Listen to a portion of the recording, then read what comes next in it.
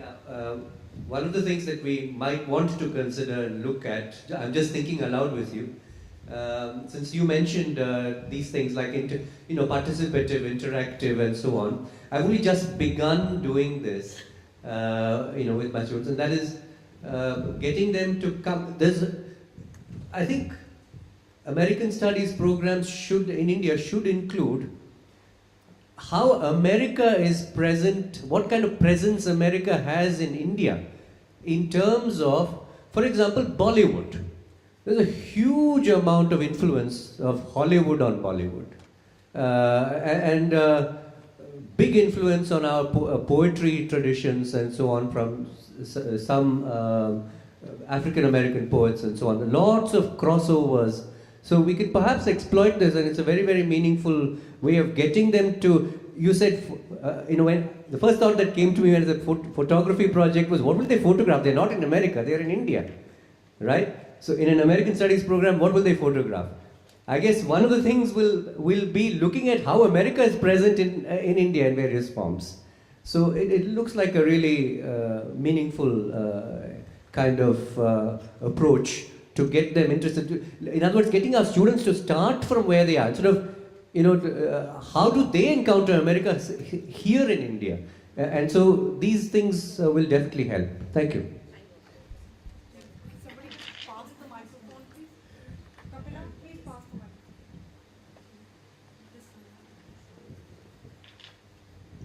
So, the thing that I always say when I introduce myself, because people always think cultural attaché for, say, the French embassy, right?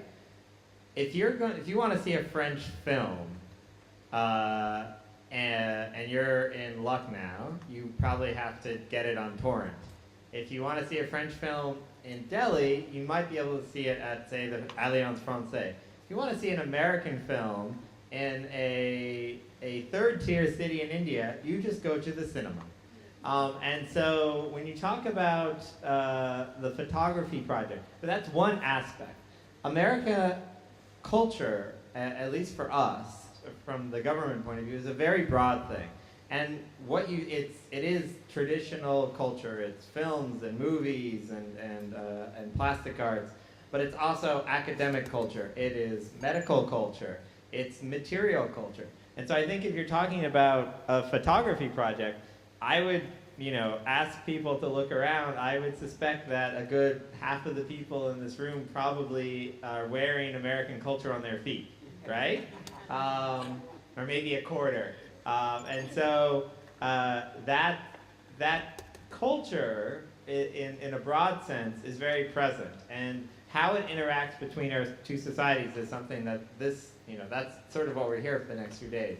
So that's what I would say on the question of, a photography project. American material culture is present.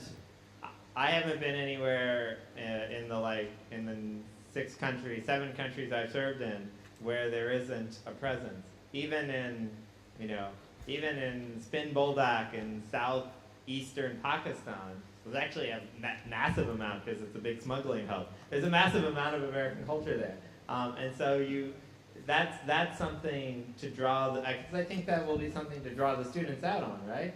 People think America, they think Hollywood or aircraft carriers, but it's much broader. Yeah. It's interesting, some of the students from the sociology department, and I can share this with you, Chetan, they did this photography essay, and they had a McDonald's picture and an Apple iPad picture, and they did an entire essay on the context of globalization. So it's really how the students take up the creative assignment.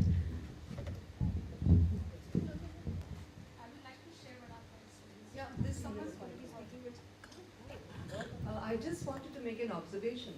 American culture has been around for a very long time. Don't we all remember The Great Gatsby?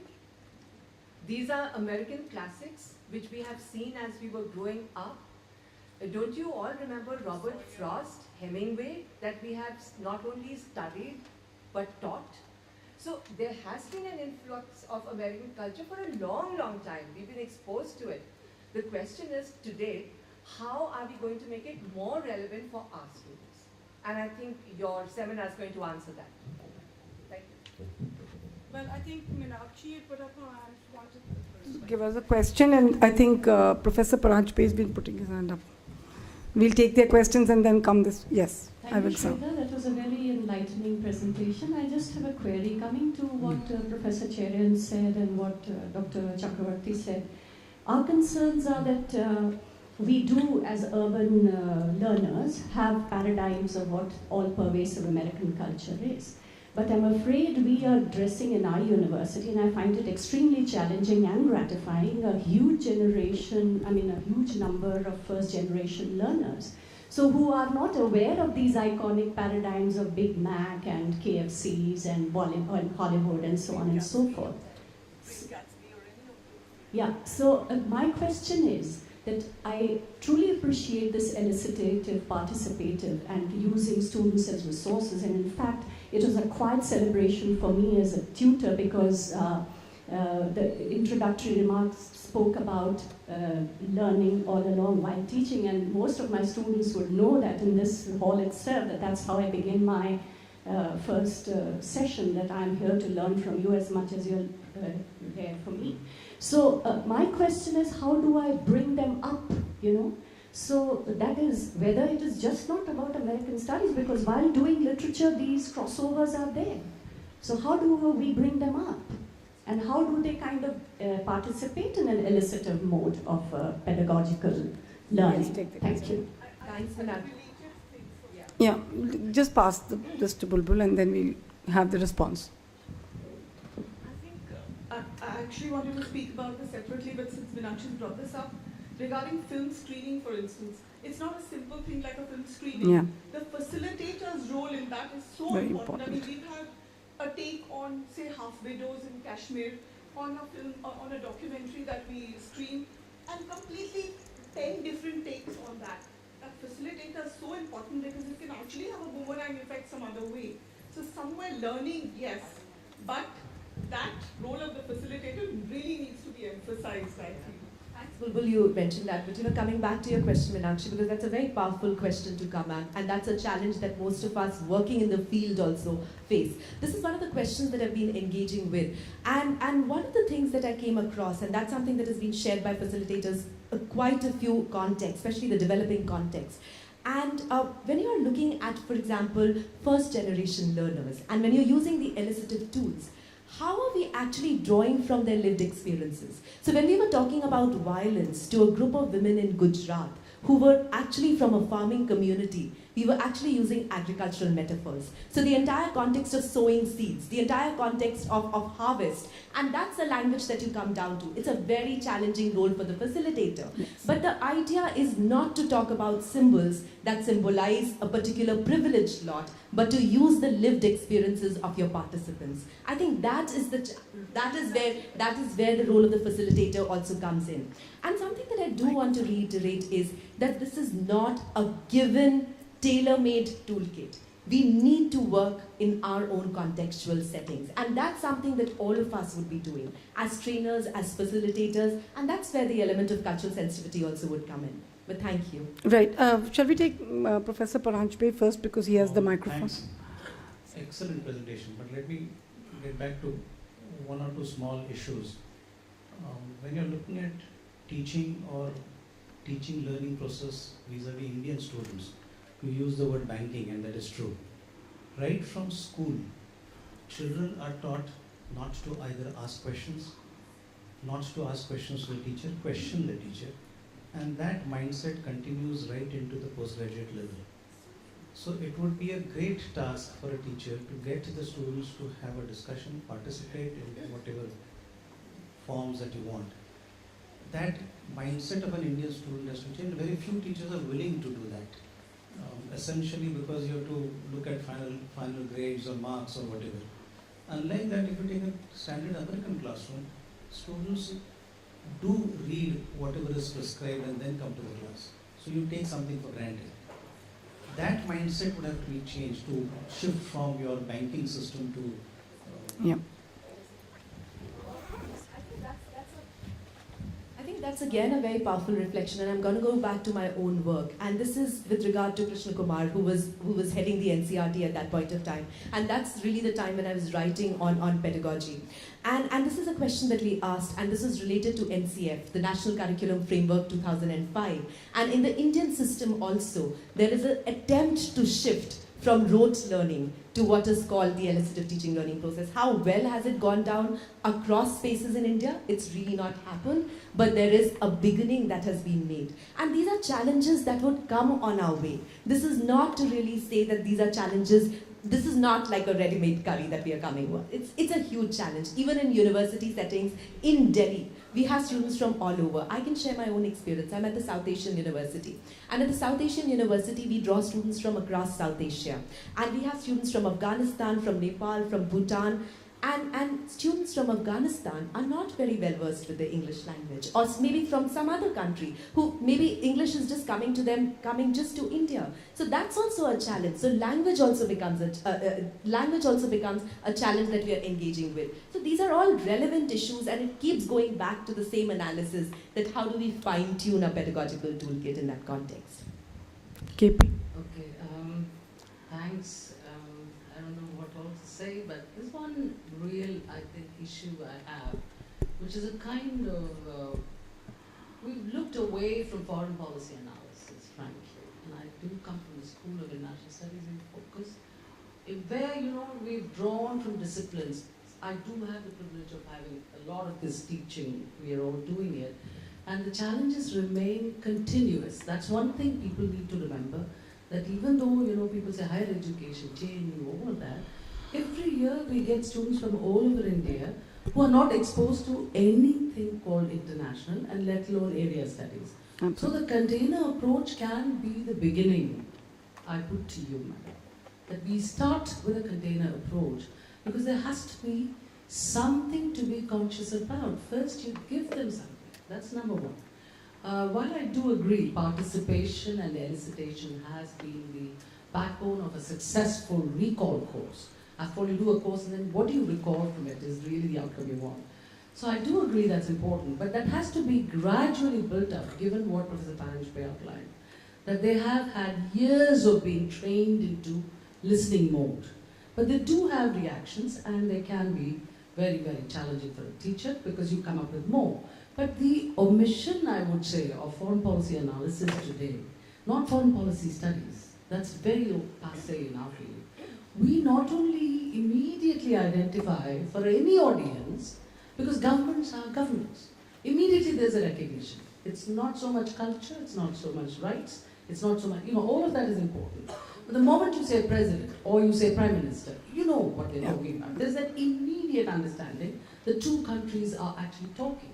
Then we get far more easily into the argument of whether we legitimize the state in our narratives and in our researches.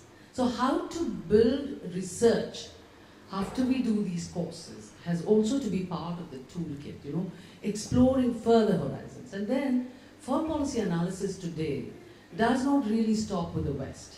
There are so many perspectives, not only from North-South is an old one, but East-West is also passing now, global. And therefore we have global IR, which you know about.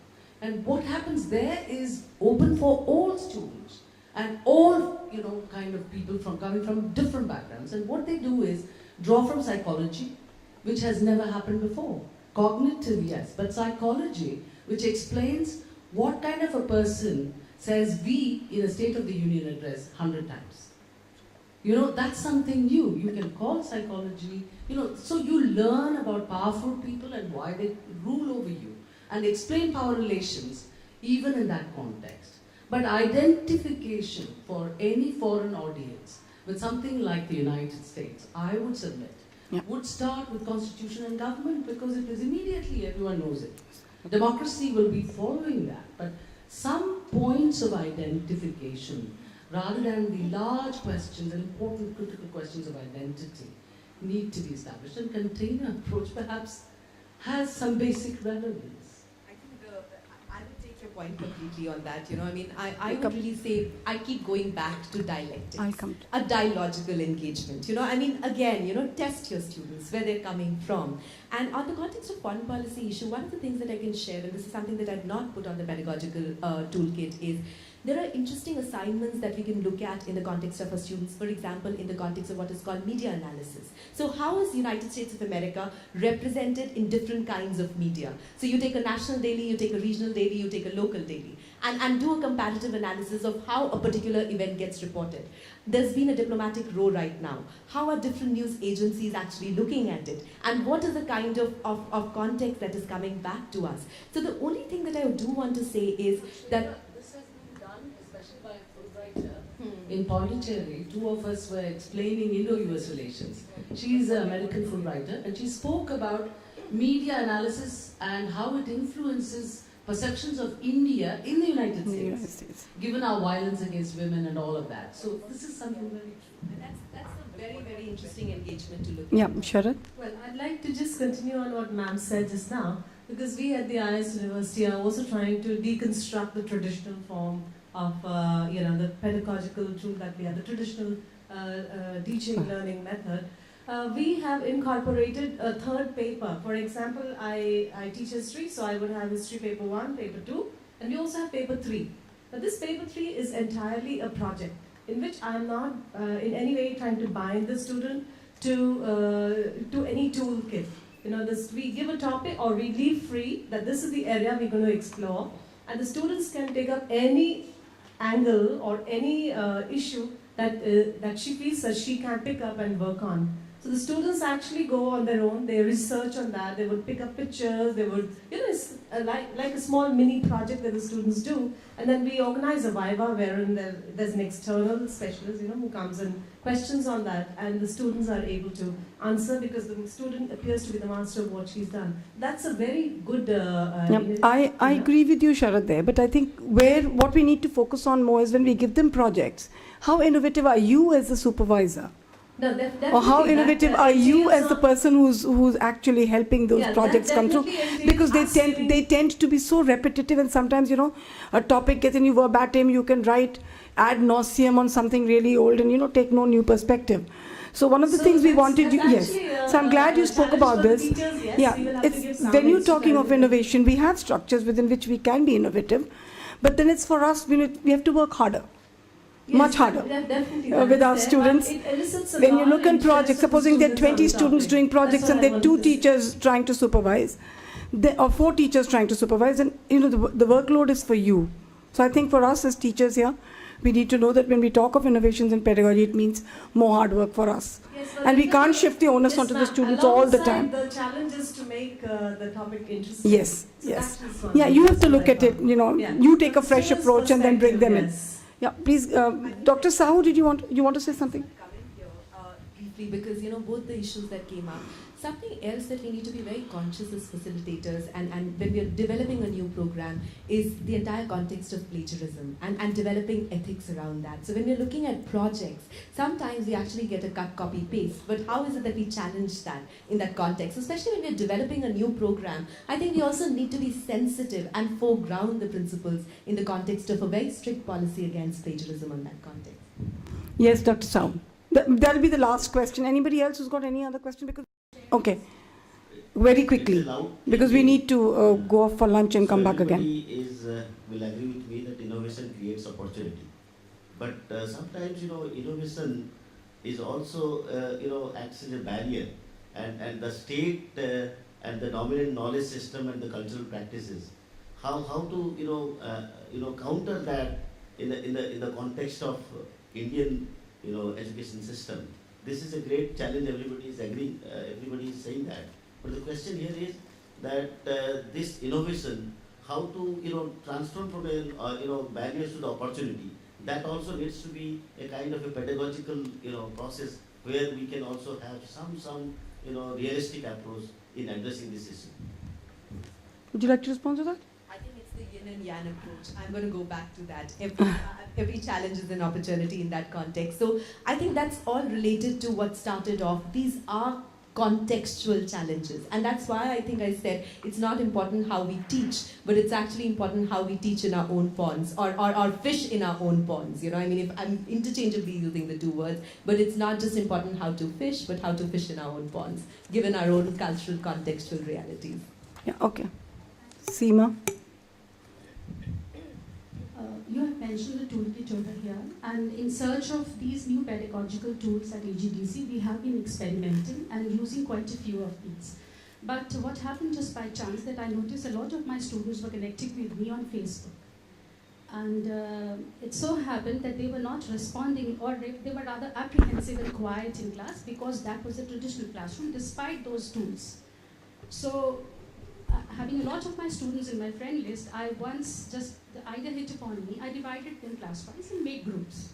Since then, it has been a two-way channel. They are now themselves surfing the net, posting links, e-links in the group, and we have been sharing course content and other material in those groups. Social media is definitely a powerful tool. Yes, it does. Thank you. Oh, well, we need to, Mandeep, after you, we'll pass it on to Joshua wants to say something. My very quick notice is part of what this conference is to bring not just the American studies, but a little bit of American how-to pedagogy in India. And one of the very important elements of America that no one really likes to talk about, but it's the freedom to fail. And so a lot of these things, you have to accept that not everything's going to work, and you have to accept that some of these challenges are going to be busts, and they could be spectacular busts, but the only way you're going to get spectacular successes is also to have some spectacular failures. So I encourage everyone here, and this is, this is how we work even within the government, is I encourage everyone here to try to fail. Yeah. Meaning try hard enough that you can potentially have a spectacular failure. So yes, you might find that you try drum circles and everyone's sitting around staring at each other thinking, why does the teacher, is she sitting on the ground with me with the drum? But then you take them to another space, whether it's online or elsewhere, and you find that you can engage them. And I don't know, what were some of those first generation learners as well? Yes. I just wanted to add to, because the whole context was going around in a way that it's a radical tool and we're giving up the first for the other. It's never that. It can't be. Overlap, and that overlap is what we have to gauge as facilitators depending upon the clientele. So there'll always be a bit of a container because you do have to introduce whatever the discipline. So it's always that overlap in any kind of change or development, if you can call it that. So we do need to know where that balance is so that barriers are overcome. And yes, In fact, like KP said, that the container stuff can't be taken away from us because that's the way the system works. But beginning, and I think when Shweta and I discussed this, we said that, we would like to set the tone that this is what we're doing and this is what we can possibly do. So we take it for granted that the container thing will remain. And then now let's think about how we could bring, yeah. Can I just add one comment? Yeah. Amishi, I just feel that since this is an add-on course, Yeah. this is an add-on course, our biggest advantage is the fact that the women and men who will join this course will be people who are very interested in doing it. So initially, We can't hear you, ma'am.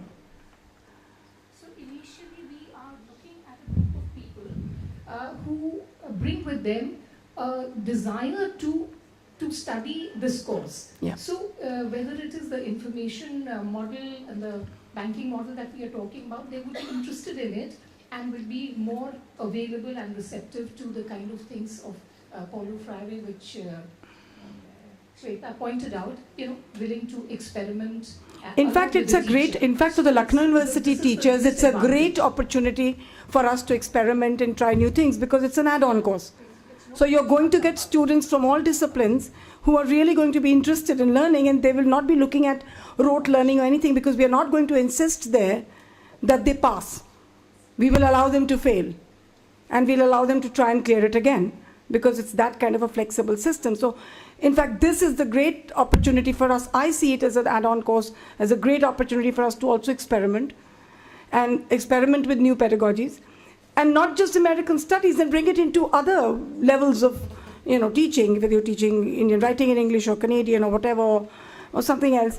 We can take it into that. But then the students getting in there get sensitized to a different way of approaching learning. That helps. We can't go on with this. We can keep talking about this over lunch. One small point connected to that. Yeah. Is that creating, we so stuck with this idea Of that, grading. Grading has to do only with what they reproduce of what we've taught. So, and it's all the model. You mentioned Howard Gardner, multiple frames of intelligence. If my student can produce an exhibition like this and curate it and talk about it, then that should be as Yeah, so my students should get grade A. Yeah, exactly. So that's great. Whoever curated something like that into the student must get the same marks as you get in a 3-hour exam. Right. Because Curated by the American Embassy, put up by us. Right, thank you. Very quickly. Okay. And then we'll have Mandeep and then we'll close for lunch. I want to ask a question on the relationship between what and how. Because generally, if you concentrate only on how and you neglect what, because what is something that is because of the media and because of the quick flow of information, the students themselves are becoming very suspicious of the what that What is is there? already decided by the teacher, by the curriculum planners, and in deciding this what is to be taught, there is a lot of ideology that is already involved.